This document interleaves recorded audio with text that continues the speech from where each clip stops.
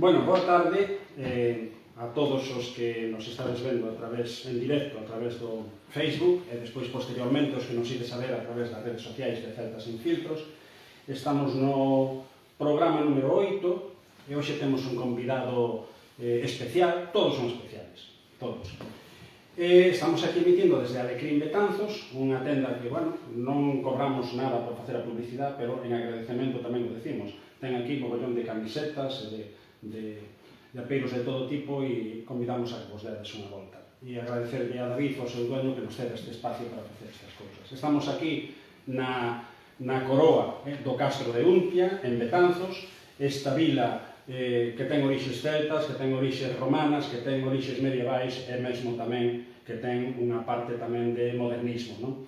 É o que eu chamo, xa o dixen algunha outra vez, a Mesopotamia galega. Está rodeado por dous ríos que non son o Tigris nin o Éufrates, pero que sí que son o Mendo e o Mandeo, e coa sorte de dar saída ao inmenso mar Atlántico a través da ría de Betanzos. Hoxe temos con nós a Marcos Nine Búa. Marcos Nine é un cineasta que ven de ganar recentemente, creo que dixeche antes, deben ser os sete premios que leva acaparado o mestre Mateo ao largo da súa trayectoria. Este último foi o mellor realizador, pero ten outros. E, independentemente dos premios, ten unha longa trayectoria. Ele é novo, pero desde moi noviño participou en cousas moi coñecidas, como poden ser mismo guionista, porque aparte de director de cine, de audiovisual, realizador e montador, pois é tamén guionista e ten múltiples facetas. Pero depois falaremos de todo isto. O primeiro é darlle as boas tardes. Boas tardes a todos. Eu tamén veño dunha Mesopotamia gallega, que é o Salnés, que sempre decimos que o noso Tigris é o Éufrates e o Umia é o Ulla, non? Sí. Entón tamén somos como un pouco Mesopotamia gallega.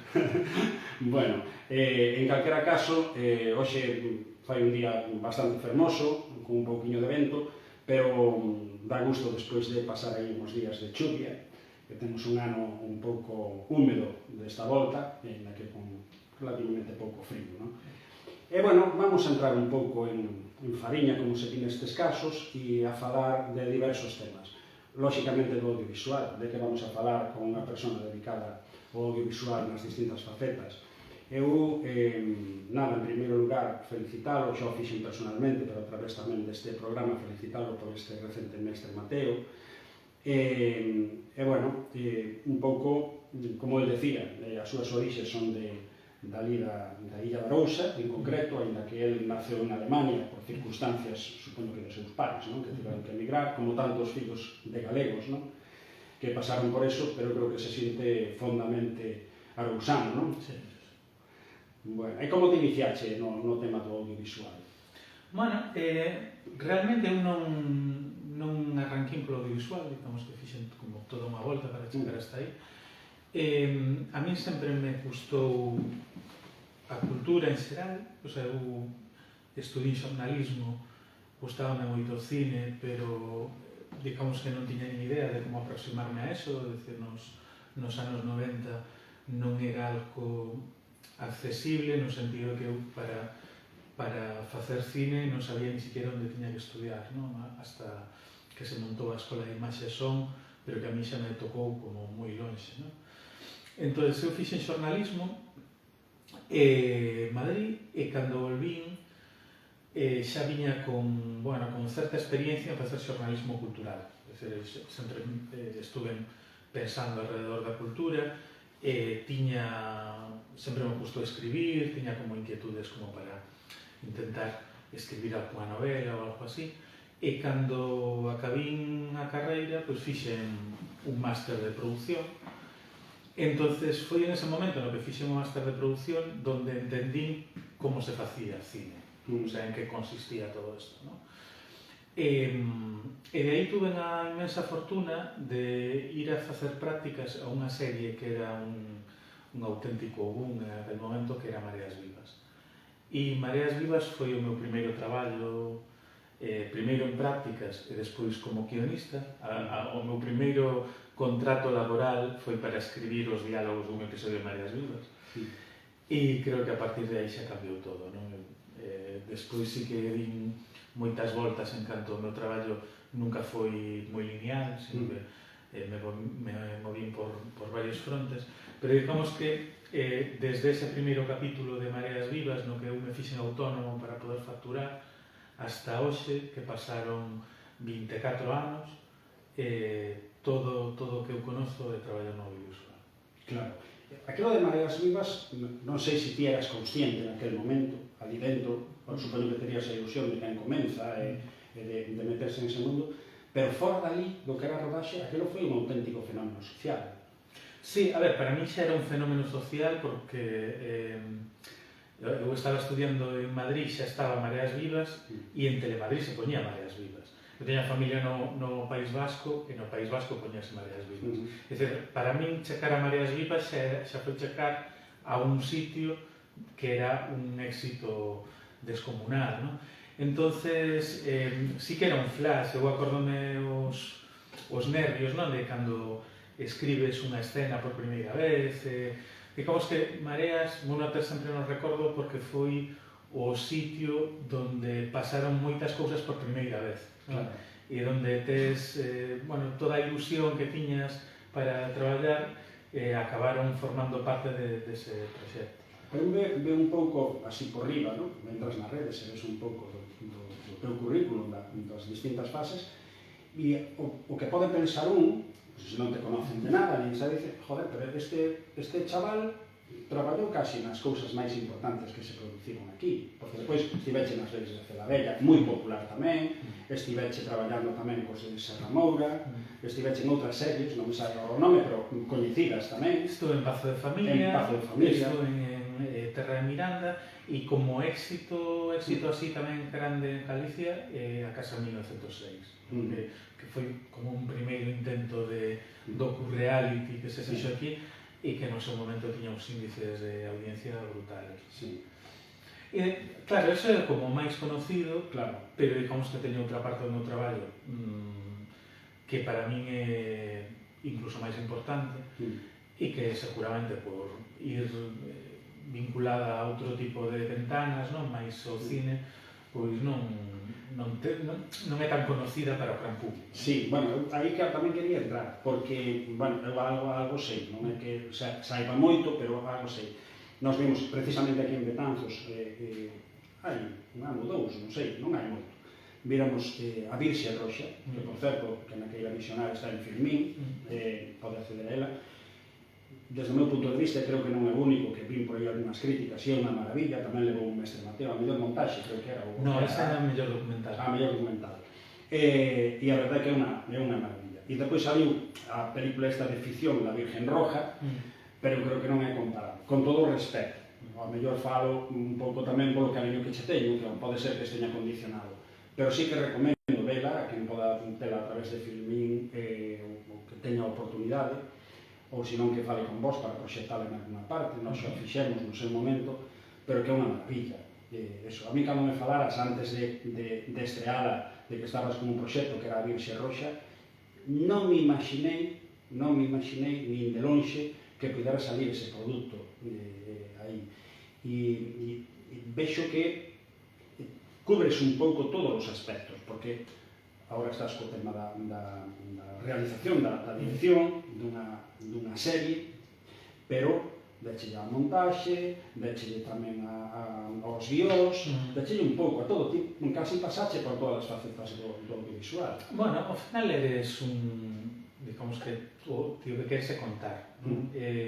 Digamos que hai varios oficios dentro da profesión que consisten basicamente en contar con distintas lenguaxes, o sea, non é o mismo un guionista que traballa ca palabra escrita, en casos, o sea, tamén hai casos eu tamén faco de guionista en montaxe moitas veces, pero digamos que son lenguaxes distintas a quen o que fai é transformar esas palabras en imaxes, non? Que sería parte do traballo de dirección e de realización, ou quen domina os tempos dese relato, non? Que é o que facemos en montaxe.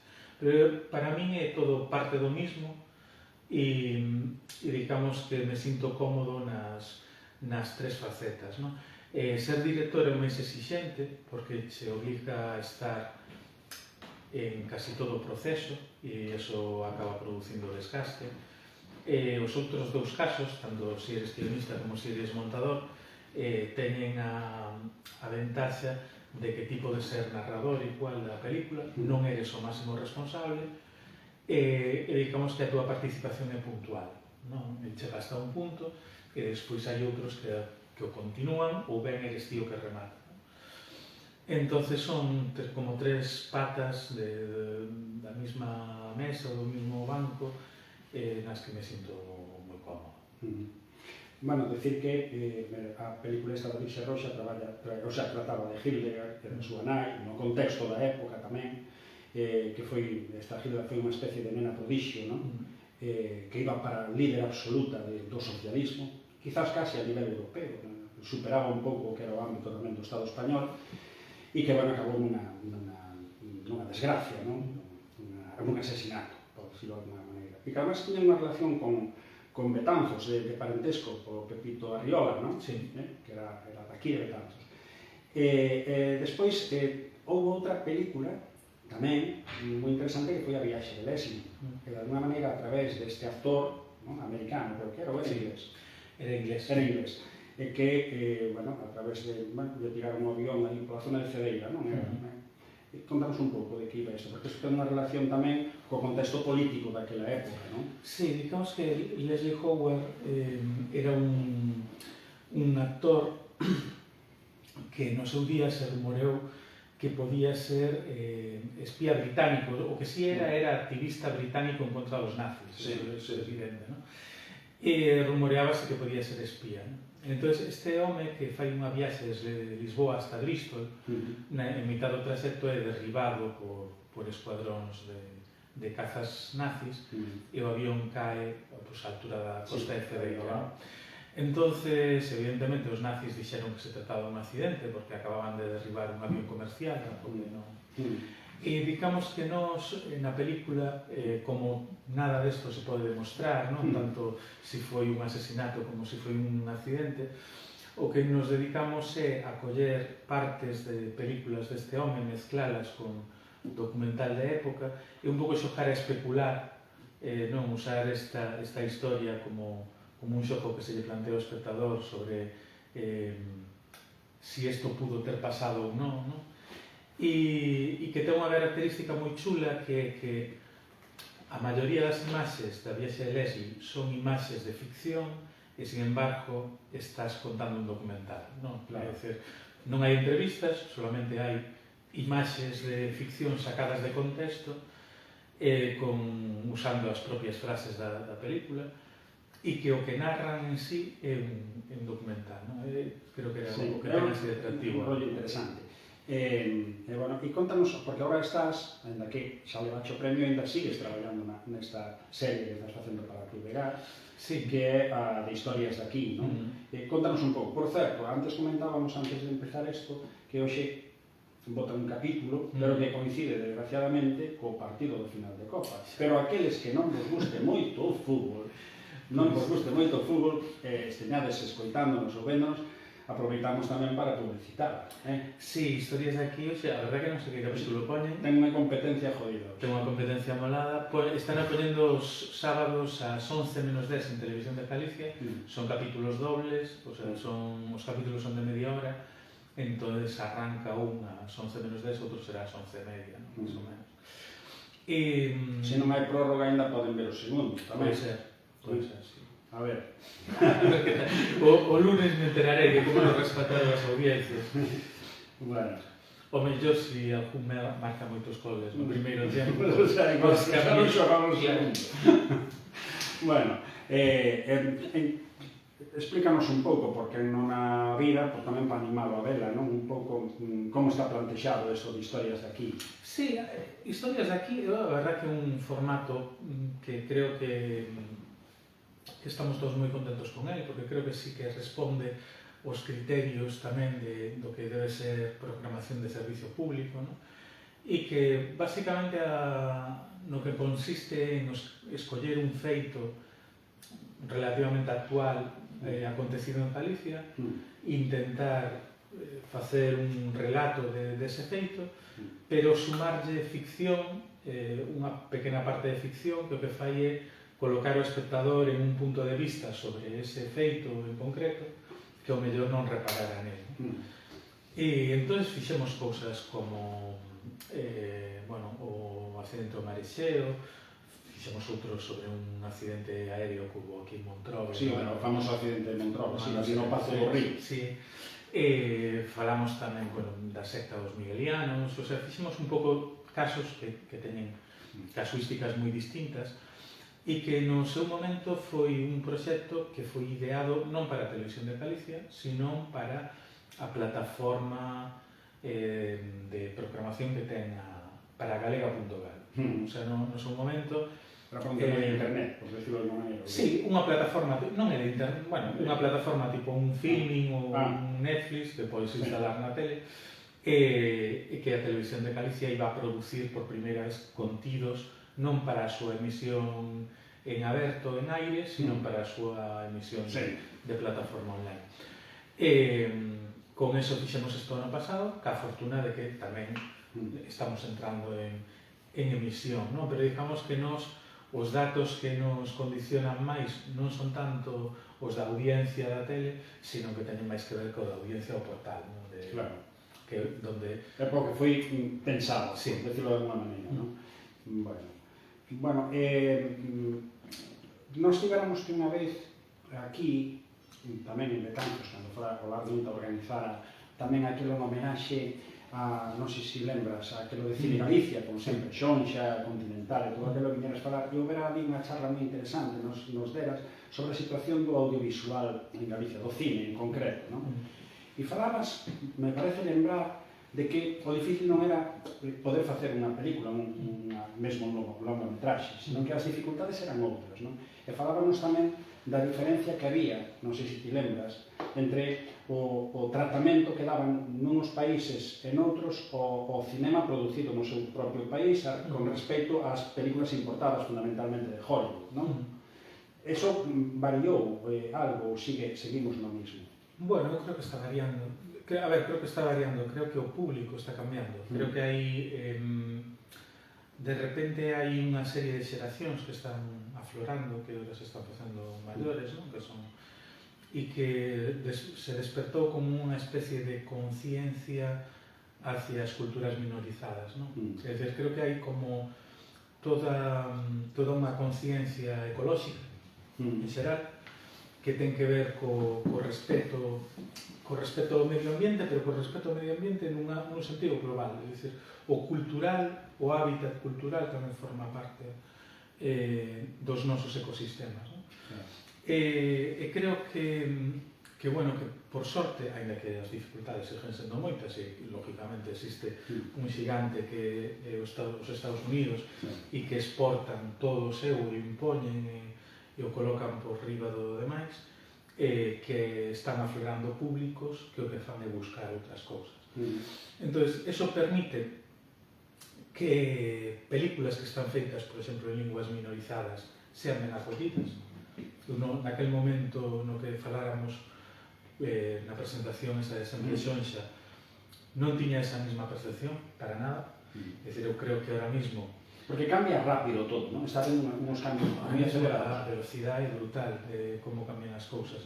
Pero non creo que isto... Pero non había me parece lembrar, non sei, este rollo desta especie de competencia incluso que hai entre plataformas, non? Porque ahora hai múltiples plataformas, hai múltiples posibilidades de acceder a unas a outras, e noto nesas plataformas que tamén empezan a entrar películas que non son superproduccións, que son películas locais, non?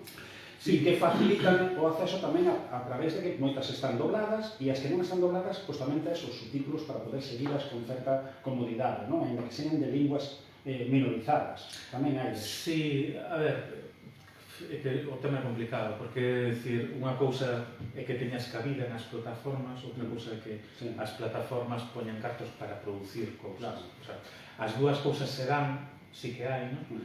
Pero digamos que hai máis programación accesible que programación producida por eles. Claro.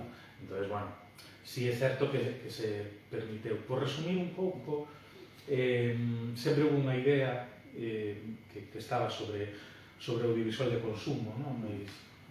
Concretamente a tele, creo que xa pasou ás plataformas, que hai unha cousa a hora de presentar un proxecto que é a idea de glocal, non? De que un proxecto este afianzado nun territorio en concreto, que ten unha parte local moi importante, pero que o que faja sea contar algo universal global. Non?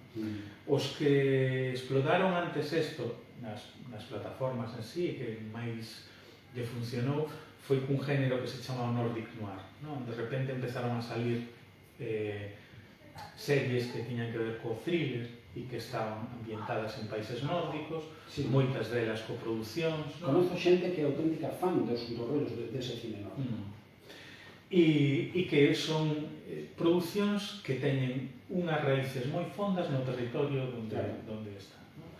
E que a xente se dou conta de, ostras, que non necesito que este ambientado en California para que isto funcione. Está máis deslocalizado todo. Claro, sino que, bueno, me interesa unha historia que poida ter lugar en Malmo.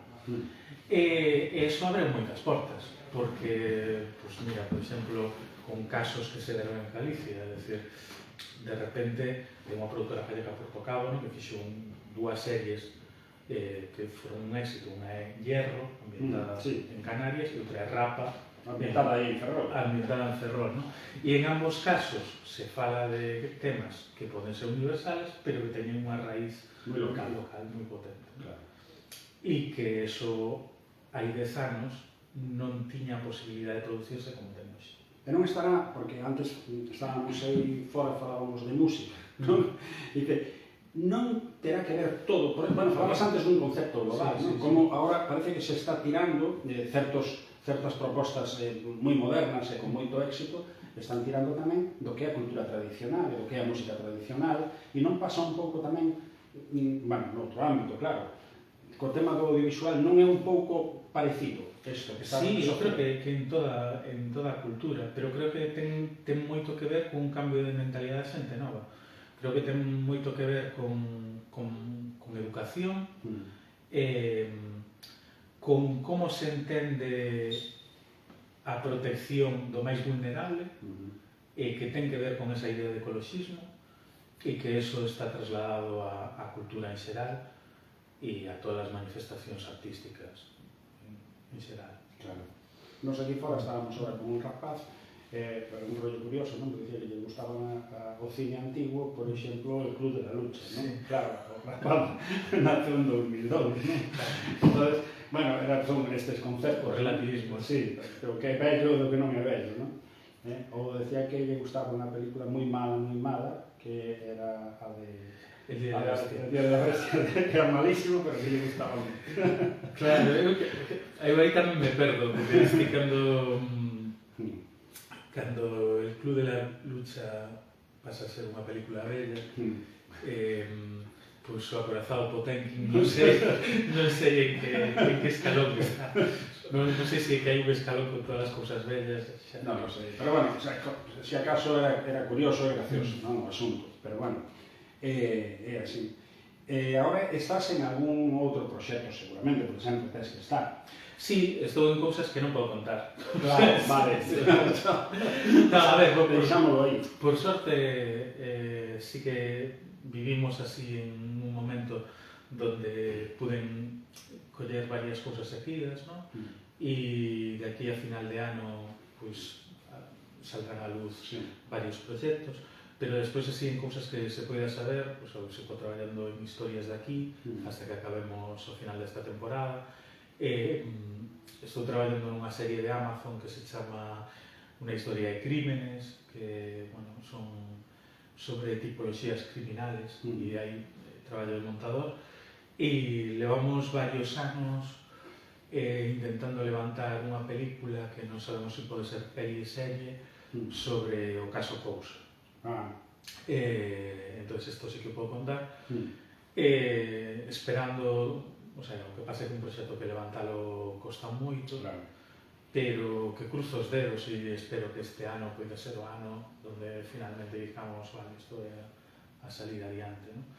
Pero isto nos dá un pouco a idea do complicado que é reunir toda a financiación que fai falta con unha peli, ¿no? Que te obliga a estar traballando en varios traballos a vez, que eu teño a suerte de poder ter historias de aquí por un lado e unha historia de crímenes por outro, que son dúas series que están funcionando e que me dan traballo regular ao largo do ano, pero a situación audiovisual é tan inestable laboralmente cando eres un autónomo que tes que estar con proxectos abertos en distintas fases. Vache preguntar como está a situación, xa non a túa en concreto, senón a nivel xeral do audiovisual aquí en Galicia, a nivel deso, de traballo, de estabilidade, de todo eso. A ver, está ben, pero inestable é.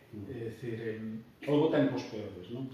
Sí, a ver, hubo tempos peores, hubo tempos mellores tamén. A ver, hubo tempos mellores en canto a... como diría eu isto? Hubo tempos mellores no sentido de que tiñas moito mellor nivel de vida, porque traballar, por exemplo, traballar en Mareas ou traballar en Terra de Miranda a principios dos 2000, económicamente era moito mellor porque o precio da vida era moito máis baixo. Claro. No?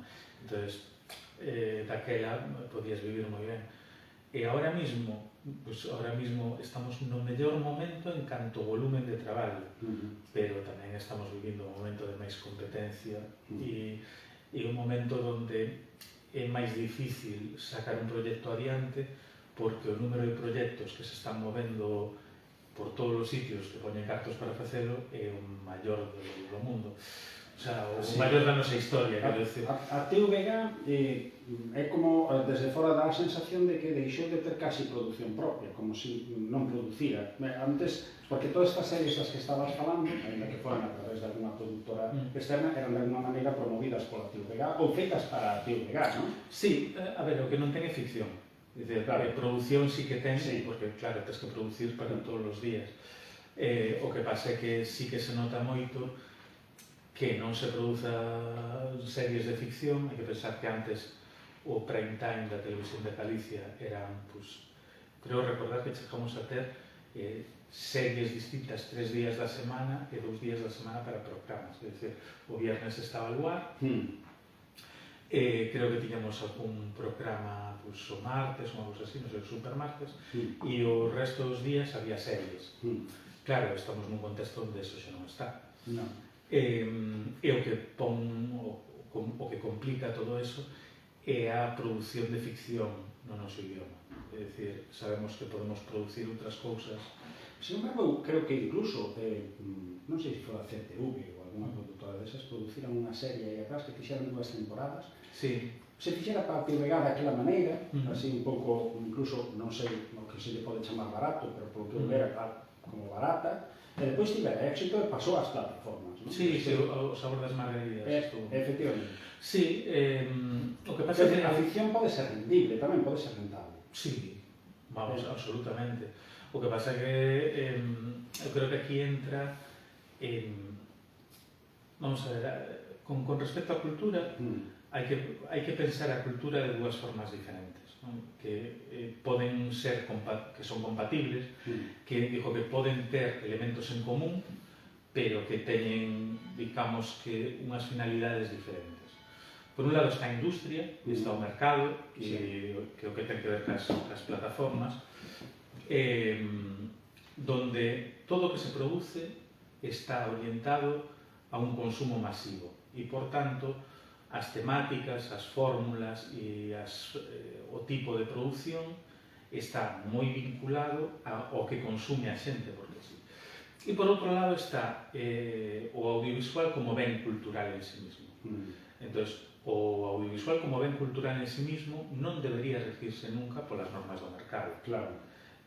Sino que debería estar pensado para un servicio, dar un servicio. Claro, para pensar que a obra ten unha finalidade cultural para un colectivo, o sea, léase para os gallegos, e que a súa simple existencia xa é un ben. cando a túa simple existencia xa é un ben, non tens que pensar nunha relación coste-beneficio. Bueno, é o que é sempre o eterno debate do público e do privado. O sea, do Claro. público, claro, é así. E o público ten que existir. Efectivamente.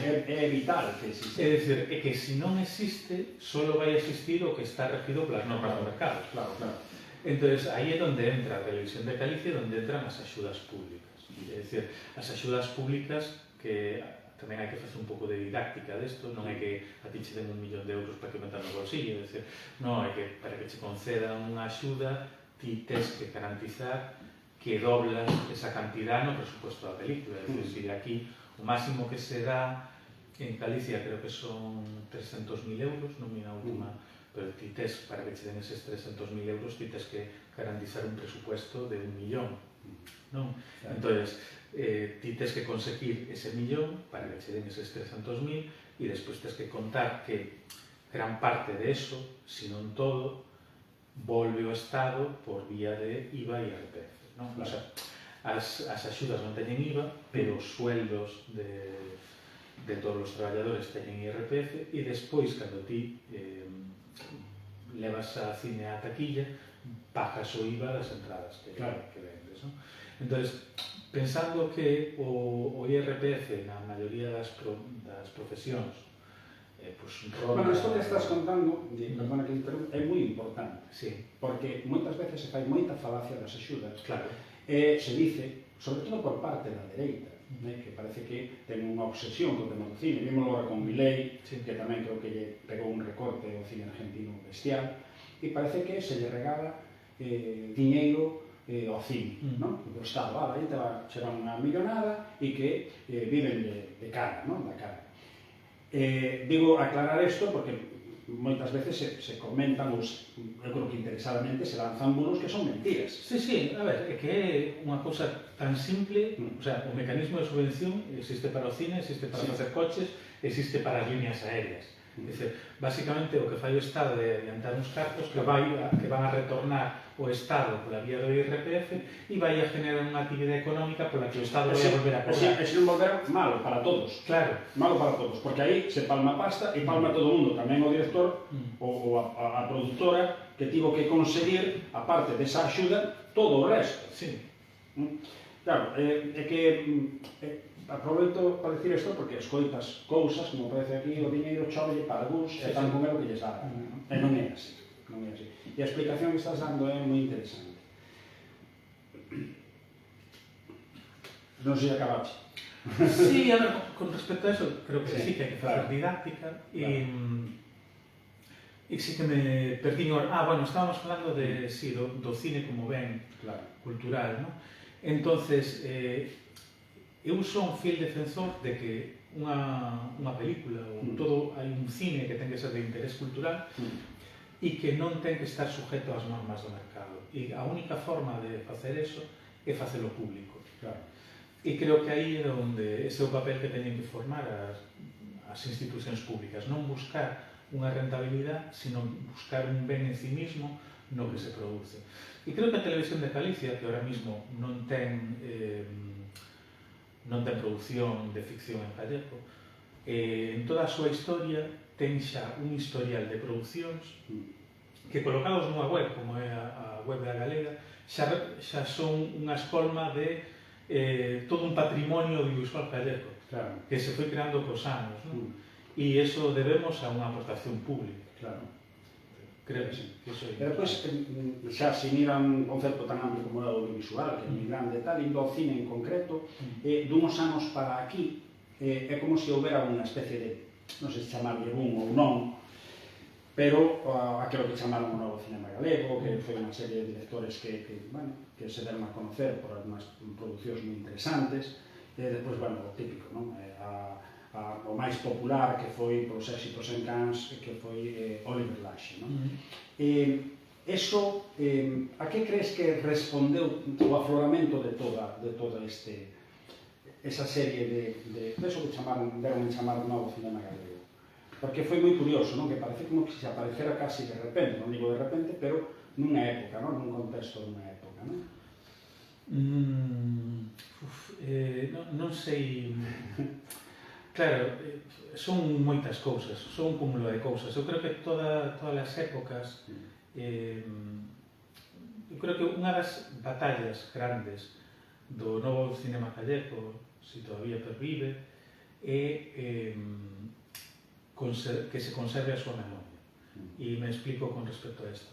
É dicir, en Galicia, en todo o cine que se fixo en Galicia ao longo da súa historia, sempre existiron generacións que no seu momento romperon ca lógica que había. Sí. E sempre existiron xeracións que foron encumbradas puntualmente e que desapareceron pouco despois. É dicir, eu creo que en Galicia temos un mal que levamos desde os 70 empezando de cero constantemente. Entón, en Galicia hubo unha moi boa xeración de cineastas nos 70, hubo unha moi boa nos 80, hubo unha moi boa dos 90 e apareceron os 2000. ¿No? E creo que o que é realmente rompedor desta, que apareceu nos 2000, é que conserve, o que se poida conservar no tempo, non a súa memoria.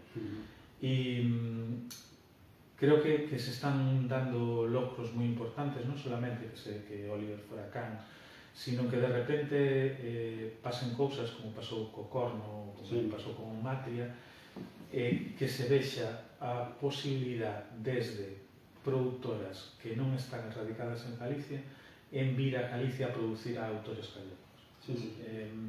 Creo que eso, por exemplo, que fixo Jallone co Corno é unha mostra. Sí, unha maravilla, ademais de película. E, bueno, Canara Cuncha de Oro en San Sebastián é unha locura. E pasa con Matria, ¿no? Que Elástica tamén entrou aí. Entonces, e agora Oliver... Creo que está Almodóvar por detrás tamén, non? Algo lín. Pois non sei que produce... Non sei se é a máis importante, pero creo que está aí tamén. Non sei se é quen produce, pero bueno, Oliver está producindo con Movistar, unha película, non? Entón, xa directamente estamos falando de outras dimensións para producir autores daqui. Eso sí que me parece moi relevante, máis alá do fito que é alucinante de Oliver en Cannes e da explosión que hubo a continuación. Pero hai outros, quizás, non con tanta zona, como pode ser Eloy Enciso, como pode ser Patiño, como pode ser outros, que tamén ganaron festivales por aí, que non teñen o mellor a publicidade que ven de Cannes ou de San Sebastián, pero que ganaron en Lugano, que ganaron en outros... Claro, vamos a ver, aquí se fixo, ou se converteu en normal o feito de que todos os anos houbera unha peli en Locarno, unha peli en Nova Fici, unha peli en Rotterdam. A ver, Fon Cortizo acaba de ganar con corto en Moscú. É dicir, convirteuse en normal o que debería ser excepcional. E iso é o que pasou neste tempo. Ahora, cal é a razón deso?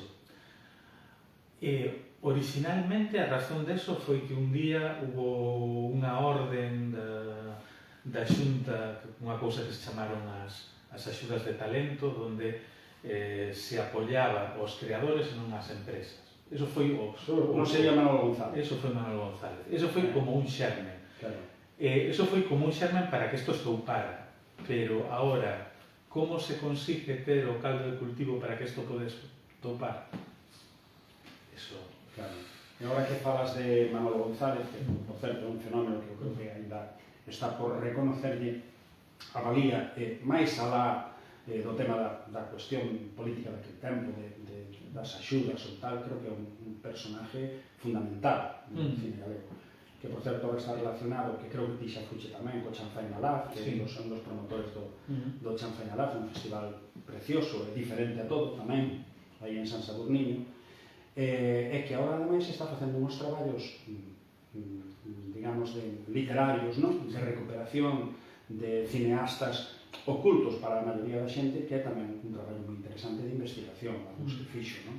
Sí, a ver, tanto Manolo como outra xente, por exemplo, a ver, Pepe Coira, mismo, e me gustaría falar de todas as generacións que hubo desde os 70, non? Desde xente como Miguel Castelo, bueno, algúns cineastas que xa morreron, como Miguel Gato, Eloy Lozano.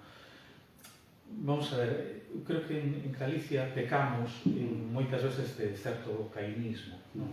E de non valorar a quen tes ao lado. Creo que temos que cambiar. E ao mellor, supoño que pasa en todos os ámbitos, non só no cine, empezar a idolatrar a xente desde que o recoñecen fora. Tamén. ¿No? Antes que aquí o ignoran, e cando triunfa fora, pues resulta que é un fenómeno e todo o mundo, que ben e tal. O que pasa é que non creo que sea un mal gallego. No, igual será. Creo que sea un mal que non ten que ver con nós, non?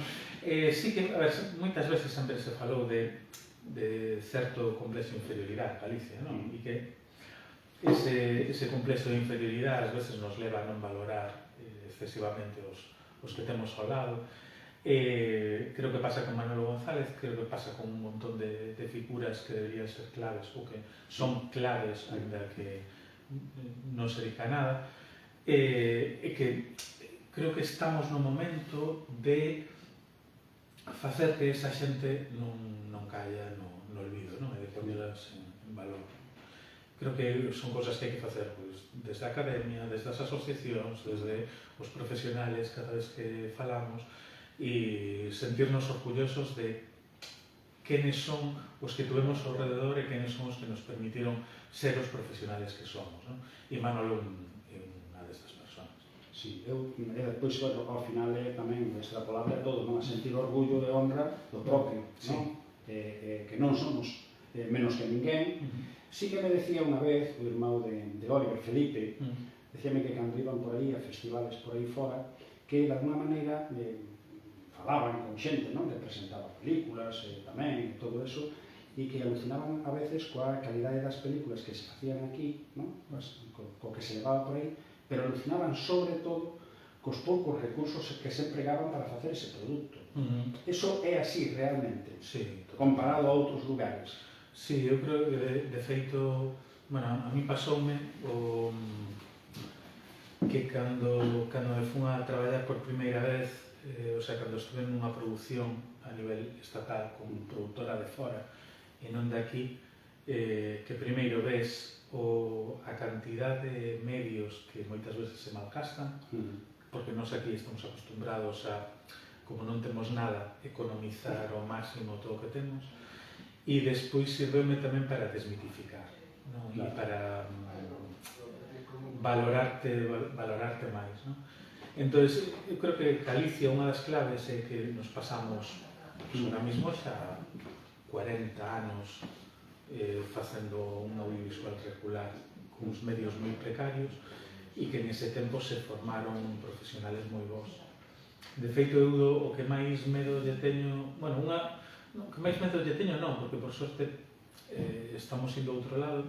Unha das grandes noticias de que teñamos produtoras gallegas traballando para plataformas fora é que podemos conservar os profesionales, podemos conservarlos aquí.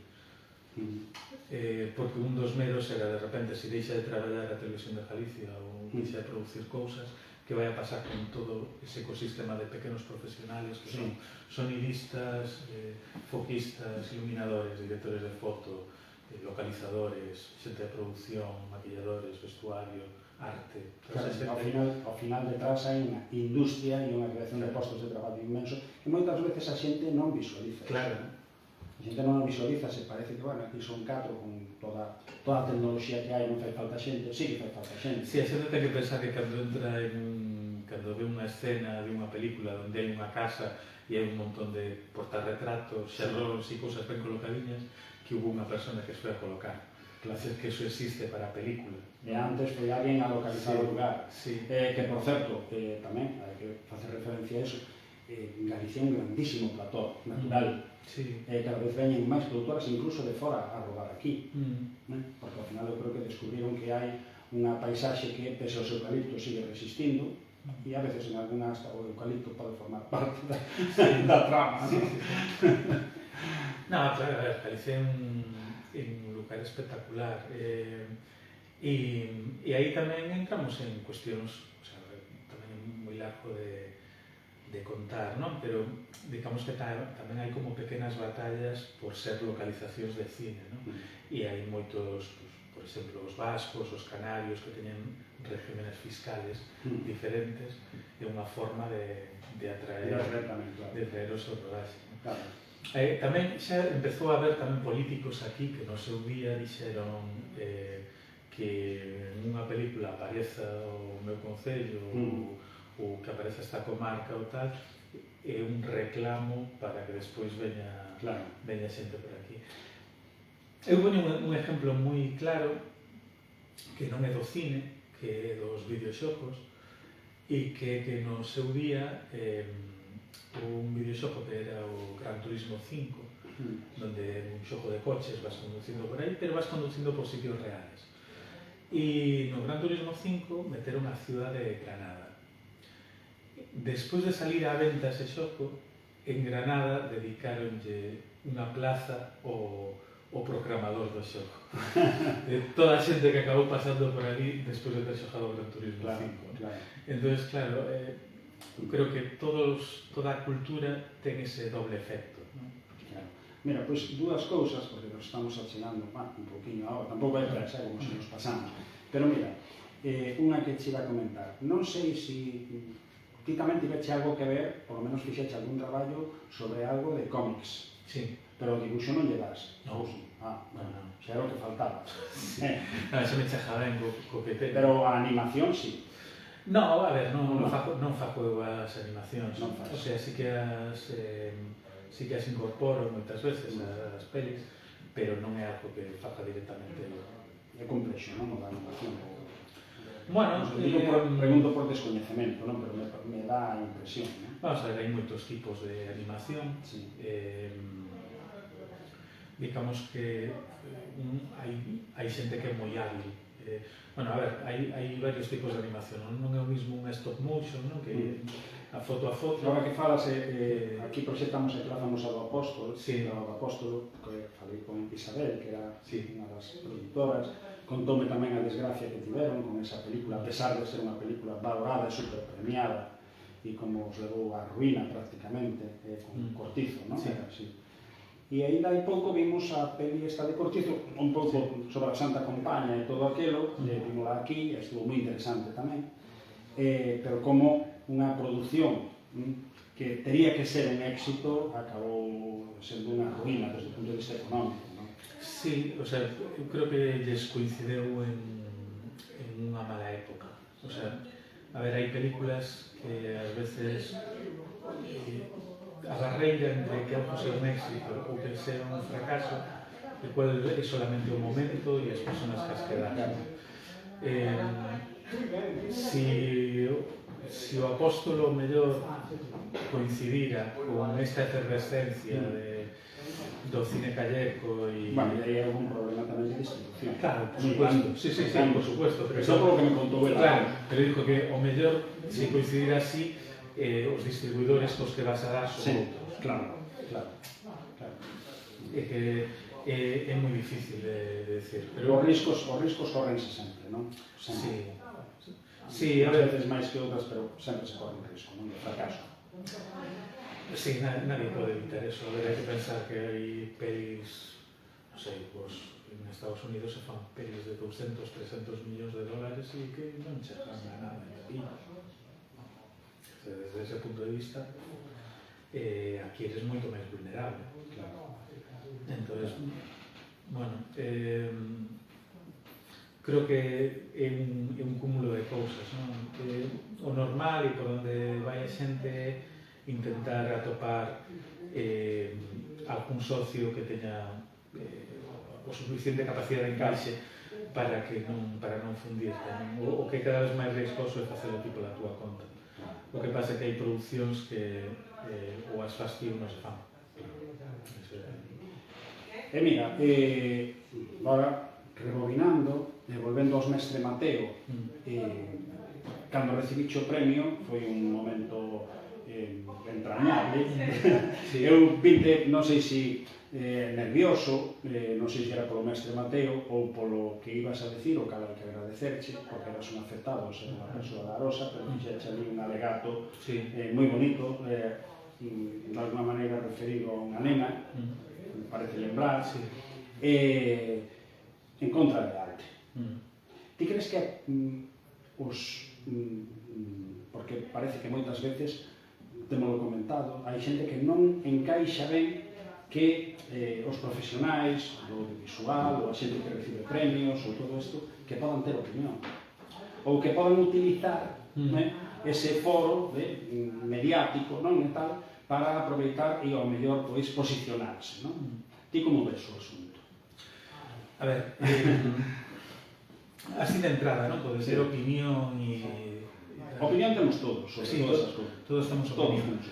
Eu creo que toda a xente da cultura, en xeral, debe, en parte, o seu traballo ao público, sobre todo, canto máis masivo, pois mellor.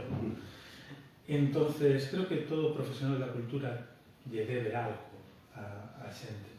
E se algo demostran máis ou menos os premios, os posicionamentos públicos dos artistas e de toda a xente da cultura, é que os seus alegatos e as súas reivindicacións teñen como finalidade sempre ir a favor da masa. Sempre non vas a topar a ningún actor, a ningún director salir aí a defender a Ana Patricia Botín. Non, os alegatos que falos a favor do que ti consideras a maioría social. E entonces, o que dá pena... E sobre todo, a ver, moitas veces xa, independentemente da maioría social, o que consideras que é unha injusticia. Sí, claro. Pero quero decir que sempre o faz pensando en que o que estás dicindo vai en favor da maioría da xente. Entón, é bastante triste que consideren que ese alegato que ti faz pensando nas persoas, que en realidad o estás facendo por interés particular, non se sabe moi ben para que, ou como interés partidista. A min cóstame, salvo en momentos moi puntuales que teñen que ver nas eleccións, que existan manifestacións partidistas da xente da cultura. Entonces, eu sí que tomo unha decisión personal que é non facer alegatos partidistas de nadie. Non é algo que me parece apropiado, porque creo que ti te estás condenando en parte e que moitas veces o partido que defendes non vai a dar a cara por ti cando se... E ainda así, a veces ten costes profesionais. Sí, por suposto. Ten costes profesionais. Non están...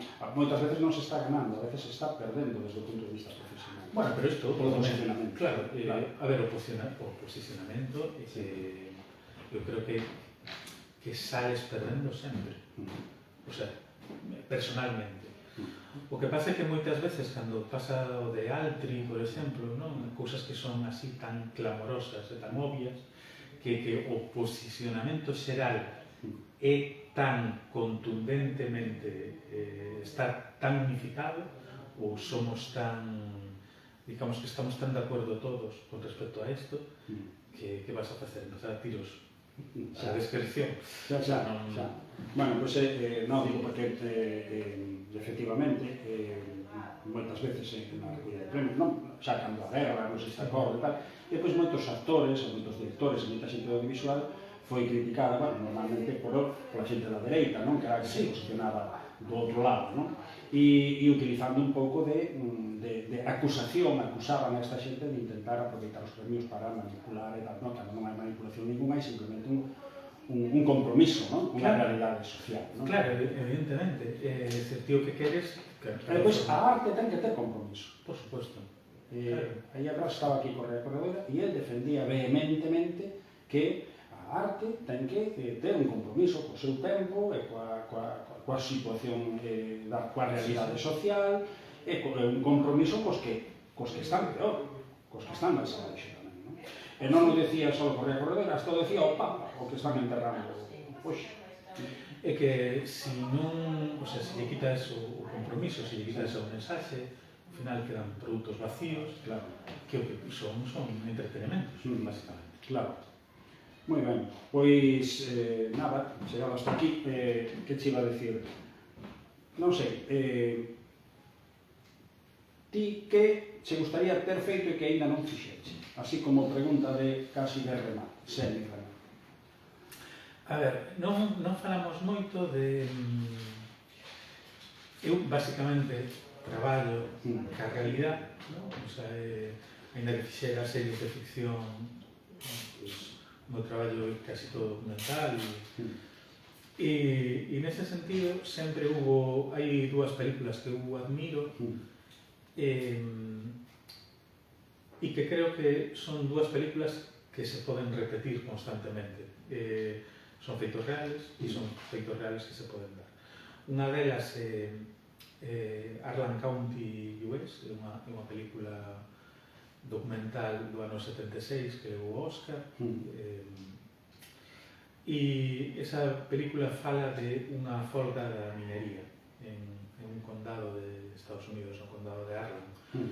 E a súa directora se tirou 11 meses seguindo os líderes sindicales que promoveron esa folga. É unha peli que admiro profundamente, pois a directora que fixo, Barbara Koppel, e sempre quixen pensar en que sería maravilloso poder seguir un conflicto tan heavy como ese, o sea, contar unha folga metal desde dentro. Eso é algo que sempre me tuvo aí e que costa ver a oportunidade. Un dos grandes problemas para facer unha película como esa é ser consciente da oportunidade de película que tes e meterte, o sea, botarte ti ao camiño para facer, claro. E hai outra que ao mellor é máis fácil de facer, pero moi complicado de producir, porque aquí entramos en temas políticos. Hai outra película que admiro mogollón, que tamén é outro documental estadounidense, que se chama Primary. Primary conta as primarias que ganou Kennedy, e ao final é unha historia de unha campaña electoral. E sempre pensei que me encantaría facer unha campaña electoral. Igual non é tan difícil. Se estades oíndo, calquera das outras políticas, a sabedes que hai aquí alguén que se ofrece. Sí, gustaría vivir unha campaña electoral desde dentro.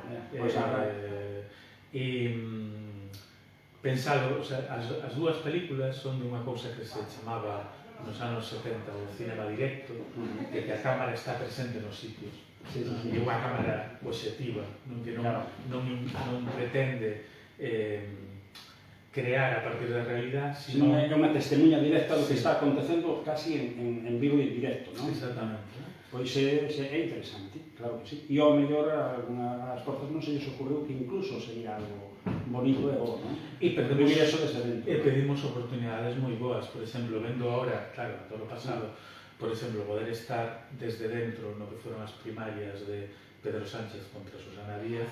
Sí, eso foi un pouco épico, non? Eso podía ser unha festa ver unha película sobre eso. Sí. Pero bueno, sin ir xa tan a lo que a todo pasado non, pero bueno, para o futuro ainda queda camino. Sí, hai que ver se digamos. A ver, moi ben.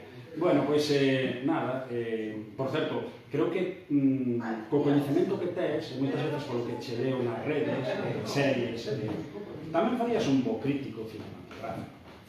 Non o pensas? Eu creo que cada vez menos, porque, a ver, todos nos facemos maiores de alguma forma, non? Eu si co tempo, digamos que son como moito máis paciente e moito máis cada vez me costa máis criticar o traballo de outros, no sentido en que pois entendes, cando ves unha película, ves todas as penurias que hai detrás desa película, non? Xa, pero, bueno, tampouco a crítica tampouco ten por que ser un rollo de descalabrar películas, sino ser analíticos. Non, eso, tendes a ser máis positivo, casi sempre máis positivo. A mí gusta moito a crítica, pero tamén son consciente de que ao largo dos anos, desde que eu teño uso de razón, a crítica foise transformando en algo publicitario, máis que... Entonces, bueno, sobre todo na prensa generalista, ¿no? Sí, bueno, esta peli hai que verla porque mola mucho e tal, e realmente, bueno, e depois que os produtos que se critican logo en ese tipo de prensa, normalmente son produtos xa moi populares. Claro, a mí gustaríame, entendería o traballo da crítica ou me gustaría pertenecer a unha crítica que axudase a descubrir cousas. Quedaba no tinteiro seguramente moitas cousas máis, pero agora acordeime, non? De eses proxectos que saliron aquí en Galicia, o de Numax, no seu momento, que ahora xa leva uns anos, primeiro era de Ramiro Ledo, depois pasou a ser propiedade dunha cooperativa de Numax, e tamén a iniciativa que levou a Ferrol, non? Cos duplex, que eran os duplex, os cines duplex, non? E que, de alguma maneira, fixaron un plantexamento diferente do que era o cine que se viña dando. Ti que opinas de todo isto? A ver, está genial porque de repente existen ventanas donde podes facer un recorrido con películas que non son as películas que echan as multisalas. E despois teñen unha parte moi importante, tanto os duplex como o Numax, como os Codex e o grupo, que moitas veces o importante non é a película, sino que é o evento. Claro. Creo que sí que temos que recuperar esa idea de ir a un lugar a ter un evento de participación colectiva, ¿no? Donde a película é... Vai un pouco na liña daquilo dos cineclubs, non? Sí, é dicir, para min o importante destes sitios é que generan un público fiel ao sitio, de tal forma que non é a película a que ten que facer o traballo tanto, sempre tens que facer o traballo de promoción, non? Lógicamente, e sempre tens que encher salas. Pero eles fan moito porque ti vayas, non? Entón, eu creo que é un acerto, sobre todo para o cine que é máis frágil, para o cine que non é... O sea, que non eres os Vengadores, non? Home, aquí en Betanzos hai un cine club, o La Pregunta, depois hai un cine tamén, que o máis antigo de España, funcionamento ahora mismo, o Alfonsetti, que é unha sorte, pero que noto, por exemplo, no ámbito do que son esas movidas tipo cine clube, por decirlo de alguma maneira, hai xente fixe, que dá igual o que voten, prácticamente. Claro. Vai pola temática, polo coloquio posterior, tanto seña para analizar o filme como para falar un pouco da temática dese filme, non? E sí que é un rolo curioso e diferente, non? Non é só ir a ver pasivamente unha película que se pode gustar máis ou menos e marchar para casa ou a tomarte algo, sino que hai esa interacción da xente. Claro, a ver, recuperan a esencia do que sempre foi o cine, que foi unha actividade social. Entón, eu vou aí, vexo unha película, vexo a xente esta, falamos, nos tomamos algo despois, e convertimos eso en un acontecemento. Entón, eu creo que hai que... O futuro do cine, en parte, está en recuperar esa idea de acontecemento. En Galiza hai un mundo casi non escondido, pero sí que parece que está máis oculto, que, bueno, o mundo clásico das salas de cine, que é propostas que hai incluso en parroquias, en lugares pequenos, con este tipo de cousas.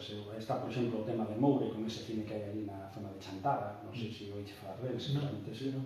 Ten aí unha palleira, o cine palleirísimo. Agora mismo o Penabade, que fixo tamén alá na zona del, da zona de... para arriba, para a zona de Vigueiro, por aí, tamén montou ali unha especie de galpón, unha cousa parecida, teatro, cine, cousas así, e hai múltiples propostas e moi variadas, non? E que moitas veces non están na circulación das redes de comunicación habitual, pero teñen o seu público. Sí, e despois que iso, teñen unha forte implantación local. E dan cabida a esas películas non comerciais ou pequenas películas desde o punto de vista de producción, de tal, pero que teñen aí o seu ámbito de proxección, non? Sí, a ver, aparte é moi necesario porque tamén hai que entender que a industria funciona depurándose cada vez máis, non? Entón, se ti non tes elementos de contraste que rompan as dinámicas que vai generando a industria, as películas se van parecendo cada vez máis a sí mismas. É dicir, eu creo que hai moita xente que pode ver catálogos de plataformas e cando solamente ves eso te das conta de que isto se parece moito a isto outro e isto se parece moito a isto outro, non? E esa é a dinámica do éxito, é dicir, se algo funciona, se replica, e se replica constantemente hasta que aparece algo que ten éxito sin ser replicado previamente. Claro. Entón, é moi importante que existan lugares de contrapeso, non? Claro. Moi ben. Bueno, pois xa ímolo ir deixando, simplemente decirvos que para o mes que ven, o día 10, teremos aquí xa outra persona interesante, pero xa de outra temática que non é o audiovisual, que é Jan Picard, de Stop Accidentes, do tema da perigosidade do vial, non? Da seguridade vial, e que, bueno, seguramente, trataremos tamén toda esta temática que, por desgracia tamén, se leva un mogollón de vidas cada ano, non? Nas estradas e por aí, que seguramente será unha charla moi interesante, como foi a de hoxe, que creo que eu polo menos aprendí moito do que nos conta Marcos. Eu xa o sabía, por eso o chamei, porque ele sabe moito. Dos maestros sempre se aprende, non? Dos que saben. E depois ao mes seguinte, outra temática máis, esta vez con Fito Ferreiro, alá no mes de xuño, que falaremos tamén de todo o que atinxe ao colectivo LGTBI, non? Entón, bueno, intento de alguna maneira traer temas diversos, persoas diversas, pero todas xente interesante, que ten moitas cousas que contar, non? Moitas máis se poderían contar, seguramente se podería falar, pero tampouco vamos cansar ao público moito máis dunha hora, porque a xente ten máis cousas que facer. Pero o bo desto é que despois queda colgado, xa sabedes, nas redes sociais, por aí adiante, e se pode ver a cachos, ou se pode ver máis tarde. Mentre faz a tortilla, sí, ou velo inteiro ou velo a pedazos, ou simplemente pasar así daquela maneira. Pero, bueno, en calquera caso, moi agradecido a toda a xente que pone interese, que vexa isto, e só nos queda agradecerle a Marcos, que toma a molestia de vir hasta aquí e aguantarme, e nada, desexarle que teñan moitísimos máis éxitos para aquí, daqui para adiante, que seguro que sí, porque xa o ten demostrado. O que faltan moitas veces esa punta de sorte, pero nos traballos que ten feito, e xa con 7 premios Mestre Mateo ao lombo, co novo que é aínda, pois eso di xa moito, non, da súa calidade, non? E a hora de traballar nesta pasión que ao mesmo tempo é a súa profesión. Así que, moitas grazas. Gracias a vos. Vémonos calquer día por aí. En calquer día, en calquer cousa. Veña. Hasta logo. Chao. Chao.